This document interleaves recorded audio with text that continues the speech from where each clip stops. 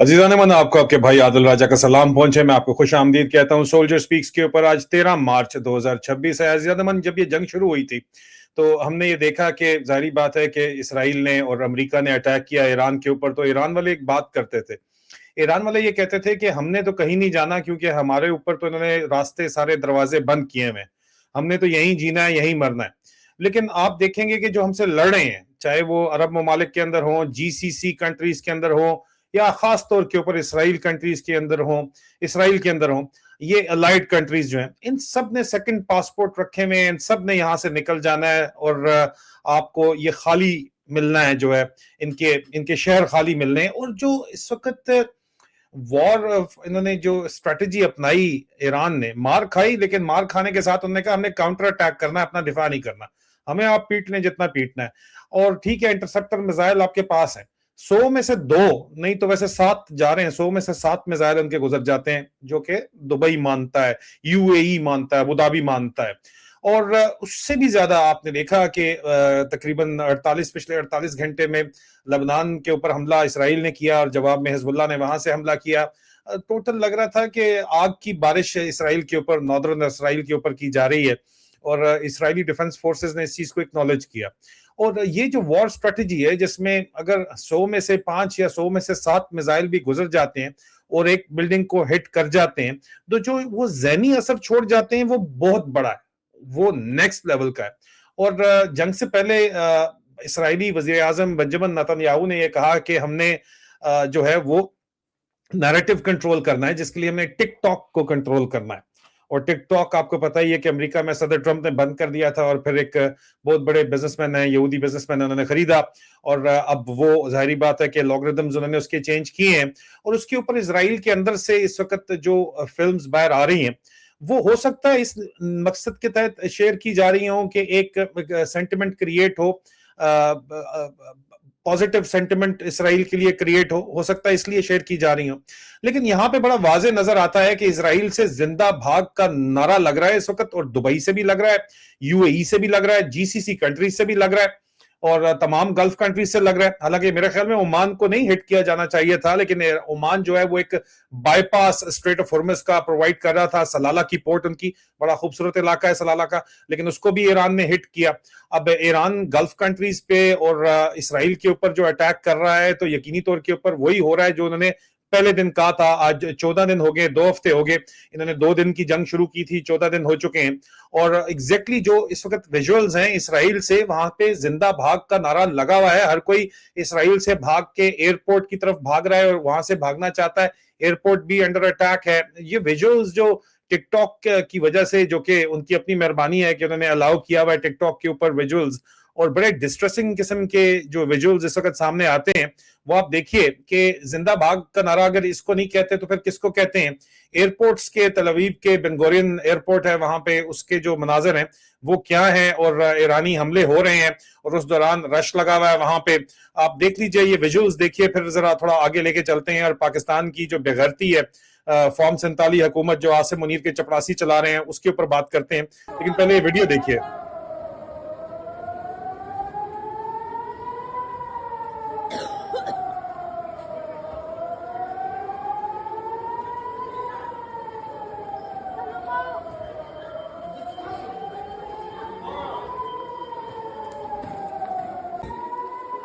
Vas-y, mets-toi.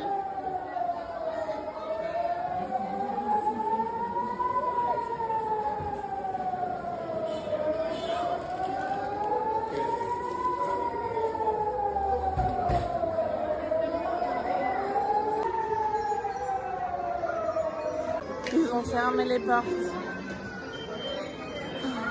Oh mon Dieu, la peur. N'aie pas peur, n'aie pas peur, On a entendu un boom. il y a un bout, il y a de la fumée. Voilà, on a entendu un boom et on voit. Oh mon Dieu. Oh là, tu vas angoisser maman.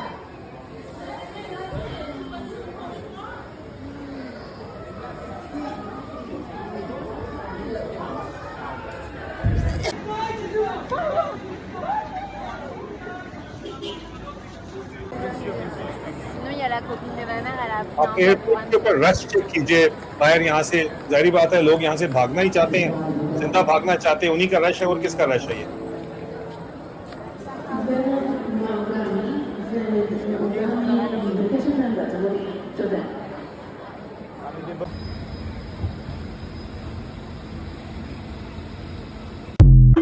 तो ये kind courtesy है, मैंने आपको बताया जुडलानो 770 की जो हमने आपको वीडियो दिखाई है। मतलब ये अब जो पाकिस्तान में एक नारा बना था, पाकिस्तान इंडिया ने फिल्म बनाई थी शोगल मेले में कि जी जिंदा भाग, पाकिस्तान से नारा लगता था जिंदा भाग डंकी लगा के। अब नारे तो जो है वो इसराइल में भी लग रहे हैं, पूरी गल्फ कंट्रीज से लग रहे हैं। जिंदा भाग पाकिस्तान से जो लोग गल्फ कंट्रीज में गए थे वहां भी नारे लग गए, और क्योंकि ईरान ने वहां पे अटैक किया, और इस सिलसिले के अंदर जो है वो अक़वाम मुत्तहिदा के अंदर एक कॉन्फ्रेंस, अक़वाम मुत्तहिदा के अंदर एक करारदाद बहरीन ने पेश की, जिनके अपने बादशाह मुबैना तौर के ऊपर मुल्क छोड़ के भाग गए हैं। 13 मेंबर्स ने, 15 मेंबर्स जो यूनाइटेड नेशन सिक्योरिटी काउंसिल के हैं, पाकिस्तान उसके अंदर शामिल है, उसने बहरीन की जो रेजोल्यूशन थी कि ईरान ने जो अटैक किए हैं जीसीसी कंट्रीज पे, उसकी शदीद तरीन मजम्मत की। और सिर्फ 2 मुल्क थे जो ईरान की वजह से उन्होंने जो है वोट नहीं डाला, रशिया और चाइना। पाकिस्तान भी जो है वो ईरान के खिलाफ यहाँ पे खड़ा हुआ नजर आया। अब सवाल यहाँ पे जो लॉजिकल क्वेश्चन है वो ये उठता है कि अगर हमला क्यों किया जा रहा है जीसीसी के ऊपर ईरान की जानिब से, हालांकि उनके ऊपर तो अटैक जो है वो अमेरिका और इसराइल ने किया, तो वो क्यों मुसलमान बरादर ममालिक के ऊपर ईरान जो है आगे से हमले कर रहा है? सवाल के अंदर जो जवाब है बड़े वाज़ेह है, क्योंकि इन तमाम ममालिक के अंदर जो है वो मिलिट्री बेसिस मौजूद हैं अमेरिका के, जो इस हमले के अंदर इस्तेमाल हुए हैं। मुत्तहिदा अरब अमारात का एक स्ट्रेटेजिक एक जो है वो ताल्लुक है इसराइल के साथ, और इसराइल के साथ बराह रास्त ताल्लुक भी है। और बहरीन बैरल यहाँ पे जो है वो बहरीन भी का भी ताल्लुक है, बहरीन में सेंटकॉम का जो है वो बेसिस मौजूद है, कतर में भी बेसिस मौजूद हैं सेंटकॉम के। अब जो भी आपके सेंटिमेंट्स हैं वो अपनी जगह के ऊपर हैं, लेकिन आपके बेसिस से आपके मुल्क के अंदर मौजूद हैं। जब अटैक होगा तो यू ऑटोमेटिकली आप पार्टी टू वॉर बन जाते हैं। ओमान के ऊपर जो अटैक किया गया वो बहरहाल ज्यादती थी, लेकिन वो एक ईरान का उसके अंदर जो सोच है वो ये है कि बाईपास तेल ना हो पाए किसी भी सूरत, क्योंकि उनको लगता है कि जंग जीतने का जो उन्होंने तरीका अपनाया है वो ये है कि पूरी दुनिया को उसकी कीमत अदा करनी पड़े, और वो पूरी दुनिया कीमत अदा कर रही है बहुत बड़ी तादाद के अंदर। लेकिन उसके साथ साथ हर तरफ जो आवाज उठ रही है वो ये उठ रही है कि ये जो जंग है ये सदर ट्रंप की अपनी इंटेलिजेंस असेसमेंट, जो अपनी अमेरिका की इंटेलिजेंस है वो ये कहती है, फौज ये कहती है कि यार ये तो 2 दिन के चक्कर में थे और इनको कहा गया था कि इस वक्त ईरान से कोई खतरा नहीं है। उनका कैंप कहता है कि नहीं, इसराइल ने बताया था कि उनके पास बम मौजूद हैं, और पाकिस्तान ने भी उसको कंफर्म किया था। और जाहिर बात है कि खामोशी से मुत्तहिदा अरब अमारात ने जो है मोहम्मद बिन जायद ने और मोहम्मद बिन सलमान ने भी कहा था कि आप प्राइवेटली कि आप करें, अटैक करें, तो हमने कर दिया। लेकिन आपने अगर कर दिया तो वो दोबारा से एक दफा फिर वो जो इंटेलिजेंस आपकी अपनी कहती थी कि ईरान से आपको थ्रेट नहीं थी, उसके बावजूद आपने कर दिया, तो पूरी दुनिया बात करती है कि इजराइल की वजह से किया, और अमेरिका मानता है कि हाँ इजराइल की वजह से किया। तो इजराइल के पास क्या ऐसी चीज थी, पूरी दुनिया अब बात करती है, जिसने मजबूर कर दिया सदर ट्रंप को कि वो ये काम करते।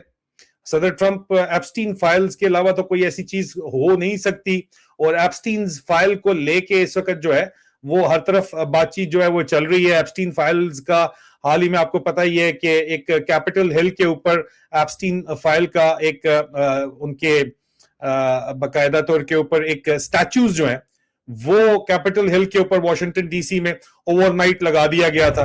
ये देखिए आप, ये बड़ा मशहूर हुआ ये। और ये टाइटैनिक में जो सीन था मेक अमेरिका सेफ अगेन के साथ नारों के साथ, ये एक टाइटैनिक ओवरनाइट जो है, ये जाहिर बात है परमिशन तो नहीं ली गई होगी। सदर ट्रंप और जेफरी एप्स्टीन खड़े हुए टाइटैनिक के पोस्ट के अंदर, काइंड कर्टसी 7 न्यूज ऑस्ट्रेलिया की। ये इस वक्त जो है पूरी दुनिया के अंदर सिर्फ सोच नहीं है, परसेप्शन यही है। एंड परसेप्शन रियलिटी से बहुत ज्यादा स्ट्रांग होती है। परसेप्शन ये है कि सदर ट्रंप ने ये जो अटैक किया है ये एप्स्टीन फाइल की वजह से किया है। हालांकि उनका कैंप कहता है नहीं, ये तेल चाहिए, उनको तेल के लिए किया है। लेकिन बहरहाल बहुत से लोग इस वक्त उनके अपना जो मागा कैंप है, make America great again camp जो है, वो अब कहना शुरू हो गया है कि मेक अमेरिका सेफ अगेन, और ये एप्स्टीन फाइल के साथ उसको परसेप्शन ये बिल्ट हो रही है। रियलिटी हो सकता है, क्योंकि जाहिर बात है रियलिटी क्या है क्या नहीं है वो तो उसके ऊपर हम नहीं बात कर रहे, हम परसेप्शन की बात करें जो पूरी दुनिया में बन चुकी है कि ये एप्स्टीन फाइल में जो छोटी बच्चियों के साथ जो ज्यादती थी, जो शैतानों की पूजा थी या जो भी मामलात थे, उसकी वजह से सदर ट्रंप, न सिर्फ सदर ट्रंप बल्कि बहुत से लोगों ने इसी उनकी पार्टी में कैपिटल हिल में, चाहे वो रिपब्लिकन हो या डेमोक्रेट्स हो, उन्होंने सदर ट्रंप को सपोर्ट किया है इस मामले के ऊपर और उनको चीयर किया। और अब क्योंकि नतीजा 2 दिन की जगह वेनेजुएला की तरह 14 दिन में भी नहीं निकल पाया तो वो यू टर्न ले रहे हैं। लेकिन हकीकत यह है कि उन सबने सपोर्ट क्यों किया? हर कोई कहता है कि एप्स्टीन फाइल की वजह से किया। हर किसी की वीडियोस बनी हुई है या हनी ट्रैप हुआ है। वीडियो और हनी ट्रैप से याद आया कि कुछ वीडियोस और हनी ट्रैप जो है वो पाकिस्तान के अंदर मरियम नवाज के पास भी हाथ में लग गई थी, जिसकी वजह से वो वापस अब चीफ मिनिस्टर बन गई है। और बनाना तो अबू जी को वजीर आजम था, लेकिन चाचू जी जो है वो वजीर आजम लग गए हैं। मियां नवाज शरीफ की सेहत के ऊपर भी बहुत से मामलात हैं, लेकिन जनरल फैज हमीद जेर अताब उसके बाद आए जब काउंटर एक्शन लिए गए। लेकिन उसके बारे में मैं आगे एक अलग वीडियो के अंदर जो इस वक्त मिलिट्री ग्रेप वाइन के अंदर जो गॉसिप चल रही है वो मैं आपको गॉसिप तो बताऊंगा, लेकिन ये इस वक्त ग्लोबल गॉसिप चल रही है। और ग्लोबल गॉसिप ये है कि ओवरऑल जो सिचुएशन है उसमें अगर आप मैं इसकी एक वोटिंग भी बाकायदा तौर के ऊपर करवा रहा हूं और वोटिंग भी बड़ी विजिबली बड़ा ही स्टॉक किस्म की वोटिंग है, ग्लोबल वोटिंग है। जारी बात है ग्लोबल प्लेटफॉर्म्स के ऊपर एलन मस्क एक्स चला रहे हैं, अमेरिका का प्लेटफॉर्म है, अमेरिका में फर्स्ट अमेंडमेंट राइट है, फ्रीडम ऑफ स्पीच मौजूद है, इसमें कोई शक नहीं है। और उसमें जब आप वोटिंग मैंने जो कराई है कि जी आप इस कॉन्फ्लिक्ट में किसको सपोर्ट कर रहे हैं, तो उसमें अभी तक जब मैं ये रिकॉर्डिंग आपके लिए कर रहा हूं तो बस ये खत्म होने वाली है वोटिंग। और इस वक्त जो हमारे पास फाइनल रिजल्ट है वो 98.5% लोग जो है वो कह रहे हैं कि वो इस सारे मामले के अंदर जो है वो सपोर्ट कर रहे हैं ईरान को या दूसरा क्वेश्चन है यूएस इसराइल को। हो सकता है इसमें वजह ये हो कि मेरे जो फॉलोअर्स हैं वो ज्यादातर पाकिस्तान के अंदर हैं, इसलिए चलो ठीक है फिर पाकिस्तान की बात कर लेते हैं, या हिंदुस्तान के अंदर उर्दू स्पीकिंग या हिंदी स्पीकिंग है मेरा जो लोग मुझे जो फॉलो करते हैं उनको पता है। इंडिया में तो मेरा अकाउंट बहरहाल जो है वो बैन है, विदहेल्ड है मेरा अकाउंट, तो इंडिया वाले तो नहीं हो सकते। पाकिस्तान वाले और पाकिस्तानी डायस्पोरा है या साउथ एशियन डायस्पोरा है वो वोट कर रहा है, चलो ठीक है, लेकिन अंग्रेजी के अंदर वोट करवाया। तो यूके के अंदर भी लोग हैं, गोरे शोरे भी जो हैं वो भी इसके अंदर शामिल हैं। मैंने वोट करवाया कि who do you support in the current conflict, Iran या यूएस या इजराइल। 98.5% लोग अभी तक कह रहे हैं कि जनाब वो ईरान को सपोर्ट करते हैं। चंद घंटे बाकी हैं इसके अंदर, बहरहाल मैं इसका फाइनल रिजल्ट लेके आऊंगा, इसके ऊपर भी बात करेंगे। एक फिक्री डिबेट है कि यहाँ पे मैंने कल कर्नल अकबर के साथ भी इसी सवाल को उठाया कि गैरत जो है किसी कौम के अंदर होना जरूरी है, या गैरत बड़ी चीज है या एटम बम बड़ी चीज है। इसके ऊपर एक फिक्री सवाल है, वो करना भी बहुत जरूरी है। लेकिन हालात ये तो इंतहाई वाजे हैं, जो बात बार बार सामने आ गई है कि जंग आपने शुरू कर दी है, आपने उसकी जीत का ऐलान भी कर दिया है, लेकिन आपके अपने कंट्रोल के अंदर नहीं है और आपके अपने मुल्क के अंदर जो है मामलात वो भी यहाँ पे भी आपके कंट्रोल के अंदर नहीं है। और फिर आप अपने मुल्क को बताना चाहते हैं अमेरिका के अंदर कि ईरान यहाँ पे आके ड्रोन हमले कर देगा वेस्टर्न कोस्ट के ऊपर, वो भी कुछ समझ ही नहीं आती बात के क्या बात है, फॉल्स फ्लैग की तैयारी है या जो भी तैयारी है। बहरहाल इसके ऊपर भी बड़ा इंपॉर्टेंट है कि एक जो फर्स्ट वर्ल्ड वॉर से सेकंड वर्ल्ड वॉर में जापान के ऊपर एटम बम फेंकने से पहले से लेके एक mental conditioning global war and terror के नाम के ऊपर जो की गई और अफगानिस्तान के अंदर जो ये लोग गए वो किस तरह की जाती है। पाकिस्तान भी अभी वही काम कर रहा है, कंडीशनिंग कर रहा है, मेंटल कंडीशनिंग कर रहा है, लेकिन हो नहीं पा रही उनसे। अमेरिका से भी अब नहीं हो पा रही। सोशल मीडिया एक बहुत इंपॉर्टेंट डोमेन आ गई है।